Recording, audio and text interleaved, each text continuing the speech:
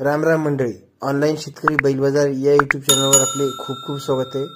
तर मित्रांनो, आपण जर या चॅनलवर पहिल्यांदा असाल तर चॅनलला सबस्क्राइब करा आणि बाजूला दिलेली बेल आयकॉन दाबून ऑल वर क्लिक करा, जेणेकरून मी जेही व्हिडिओ टाकेल ते सर्वप्रथम आपल्याला पाहायला भेटेल।